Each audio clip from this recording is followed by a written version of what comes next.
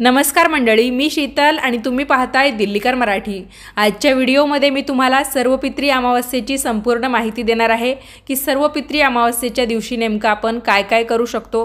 कारण हा जो दिवस असतो तो पितृपक्षातला सगळ्यात शेवटचा दिवस असतो। आपल्याकडून पितृपक्षामध्ये काही चुका झाल्या असतील किंवा कुणाचे पित्र करायचे राहिले असतील किंवा आपले पित्र जर आपल्यावर संतुष्ट नसतील किंवा त्यामुळे आपल्याला जर पितृदोष लागलेला असेल तर या सर्व गोष्टींसाठी सर्वपित्री अमावस्येचा दिवस एक चांगला दिवस मानला जातो। या अमावस्येच्या दिवशी आपल्याला भरपूर उपाय करता येतात आणि अमावस्येचा दिवस हा लक्ष्मी प्राप्तीसाठी सुद्धा शुभ मानला जातो। तर लक्ष्मी आपल्यावर प्रसन्न व्हावी यासाठी आपण या सर्वपित्री अमावस्येला काय काय करू शकतो हे सुद्धा मी तुम्हाला या व्हिडिओमध्ये सांगेल। तर व्हिडिओ शेवटपर्यंत पहा। चॅनेलवर नवीन असाल तर सबस्क्राइब करा आणि व्हिडिओ पाहत असताना सर्वांनी कमेंट्समध्ये लिहा मातृदेवो भव पितृदेवो भव। त्याचबरोबर लक्ष्मी प्राप्तीचा सुद्धा हा अमावस्येचा दिवस असल्यामुळे तुम्ही कमेंट्समध्ये जय माता दी लिहिलं तरी सुद्धा चालेल। चला तर मग व्हिडिओला सुरुवात करते। 14 ऑक्टोबर 2023 शनिवारचा दिवस। या दिवशी सर्वपित्री अमावस्या आलेली आहे। पितृपक्षाचा शेवटचा दिवस म्हणून या दिवसाला सर्वपित्री अमावस्या म्हटलं जातं आणि या दिवशी भाद्रपद महिना संपतो म्हणून या अमावस्येला भाद्रपद अमावस्या सुद्धा म्हटलं जातं। त्यातल्या त्यात ही जी अमावस्या आहे ती शनिवारी आलेली आहे, त्यामुळे शनी अमावस्या सुद्धा आपण या दिवसाला म्हणू शकतो आणि या अमावस्येला मोक्षदायिनी अमावस्या सुद्धा म्हटलं जातं। त्यामुळे खास करून या दिवशी पितरांचं जे काही कार्य असतं किंवा पितरांच्या संबंधित जे उपाय असतात ते आपल्याला करायचे असतात। तर ही जी अमावस्या आहे सर्वपित्री अमावस्या ती आदल्या दिवशी म्हणजे 13 ऑक्टोबरला, ज्या दिवशी शुक्रवार आहे, तर 13 ऑक्टोबरच्या रात्री 9:50 या अमावस्येला सुरुवात होणार आहे आणि 14 ऑक्टोबरला रात्री 11:24 ही अमावस्या संपणार आहे। तर एक एक करून आपण सर्व उपाय आणि माहिती जाणून घेऊया। पितृपक्षाच्या 15 ते 16 दिवसांच्या कालावधीमध्ये आपले जे पित्र आहेत ते पृथ्वीवर येतात, कारण प्रत्येकाच्या घरचे कुणी ना कुणी व्यक्ती गेलेले असतात आणि त्यांच्या नावाने आपण पित्र करत असतो, फक्त तिथी वेगवेगळी असते। तर यमदेवांनी सुद्धा या पित्रांना नैवेद्य ग्रहण करण्यासाठी जायला पृथ्वीवर येण्यासाठी परवानगी दिलेली असते। सर्वपित्री अमावस्येचा दिवस म्हणजे या पित्रांचा परत देवलोकात जाण्याचा दिवस। तुम्ही जर तुमच्या पित्रांची तिथी काही कारणांमुळे केली नसेल, म्हणजे प्रतिपदा ते चतुर्दशी या 14 ते 15 दिवसांच्या कालावधीमध्ये प्रत्येकाच्या घरी वेगवेगळी तिथी असेल आणि त्या दिवशी आपण पित्र केले असतील, पण काहींची जर ती तिथी राहून गेली असेल, म्हणजे काहींना माहिती नसेल, नंतर माहिती झाली असेल की आपल्या घरच्या पित्रांची ही तिथी होती किंवा कुणाला सुतक असेल किंवा कुणाची इतर काही कारण कोणतंही असो, तुमच्याकडून जर तुमच्या पित्रांची तिथी झाली नसेल तर अशा सर्व पित्रांची तिथी करण्याचा दिवस म्हणजे हा अमावस्येचा दिवस। म्हणून तर याला सर्वपित्री अमावस्या म्हणतात की सर्व लोकांचे पित्र आपण या दिवशी करू शकतो।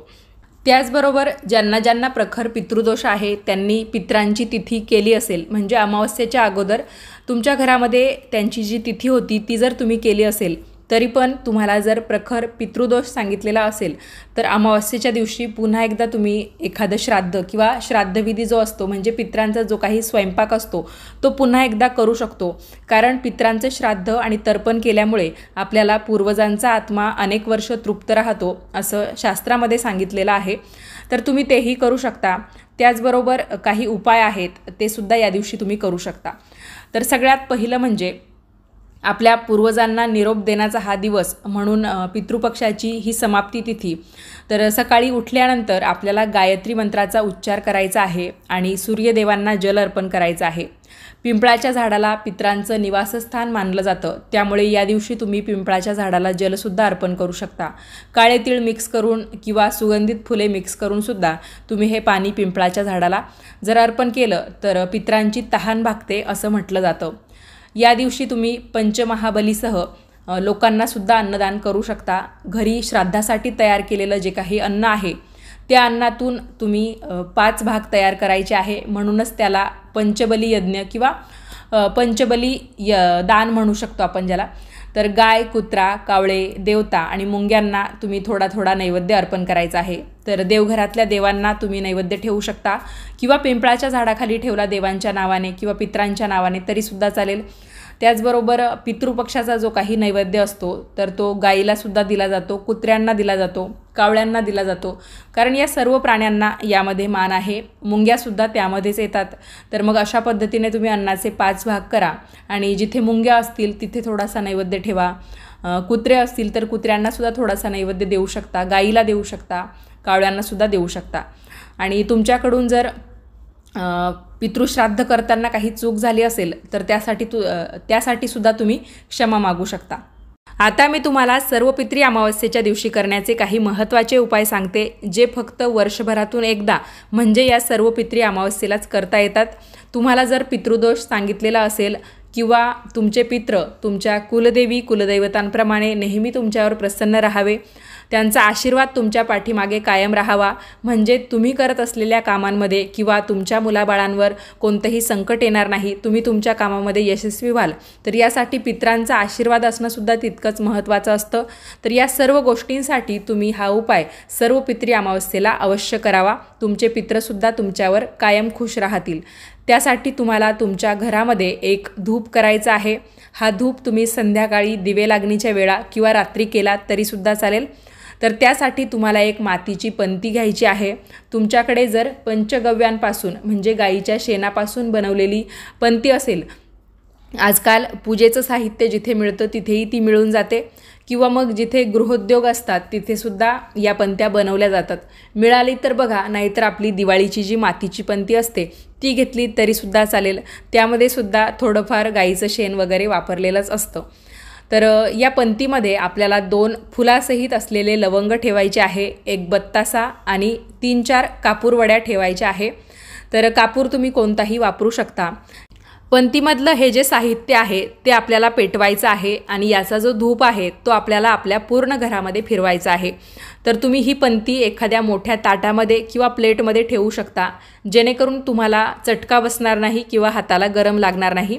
तर ही काळजी घेऊन तुम्ही हा जो धूप आहे तो तुमच्या पूर्ण घरामध्ये फिरवा. सुरुवात नैऋत्य कोपऱ्यापासून करा. नैऋत्य कोपरा किंवा नैऋत्य ही जी उपदिशा आहे तर ती ओळखायची कशी? दक्षिण आणि पश्चिम या दिशेमध्ये जो कोपरा येईल तर ती असते नैऋत्य दिशा. तर या नैऋत्य दिशेपासून तुम्ही सुरुवात करू शकता.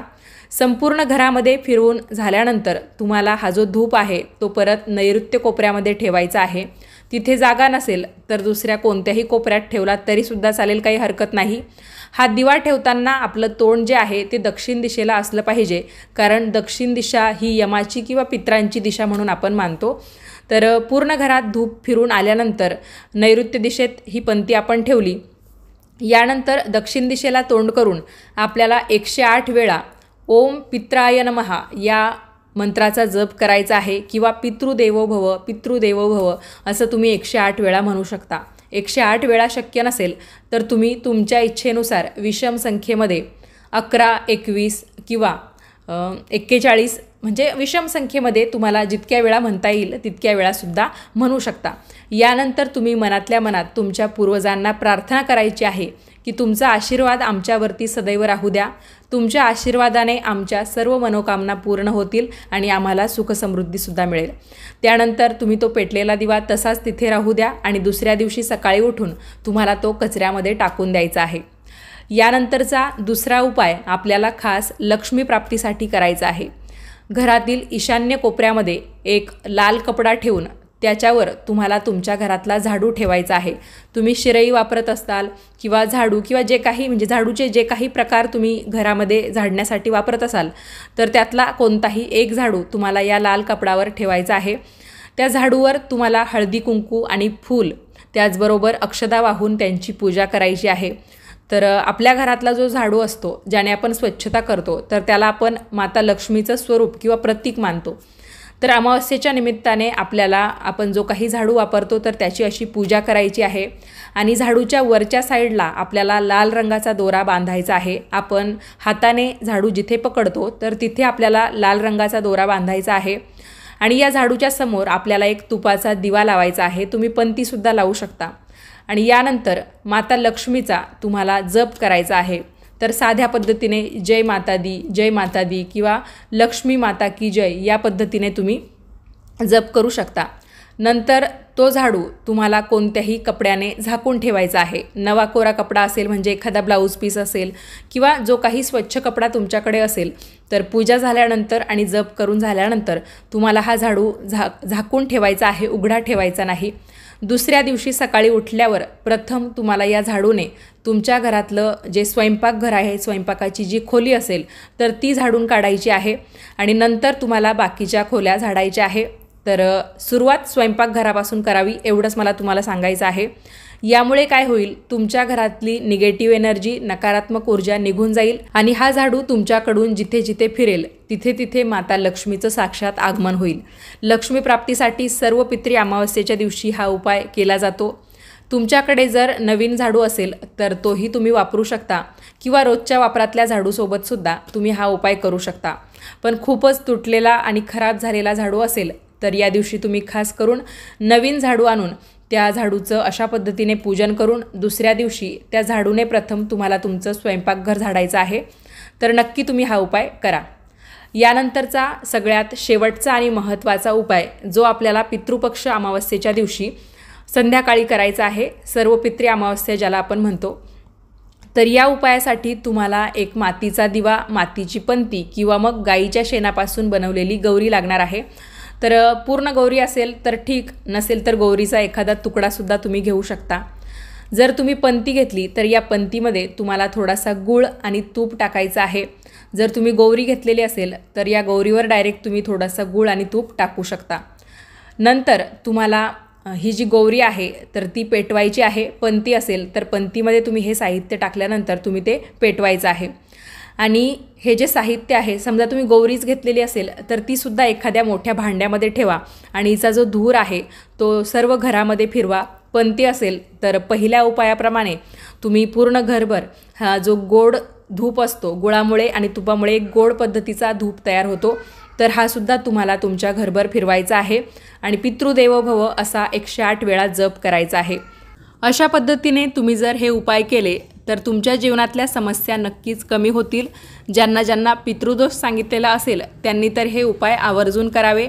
त्याचबरोबर पितृपक्षामध्ये आपल्याकडून काही विधी किंवा कुणाचे पित्र जरी करायचे राहिले असतील तर तुम्ही या दिवशी हे विधी नक्कीच करू शकता।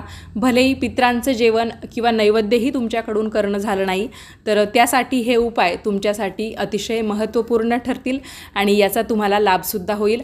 नक्की तुम्ही हा उपाय करा आणि या दिवशी तुम्हाला जर पिठाचा दिवा लावायचा असेल तर या दिव्यामध्ये तुम्हाला एक वात न लावता तुम्हाला 4 दिशेला करून 4 म्हणजे असा चौमुखी वातीचा दिवा लावायचा आहे।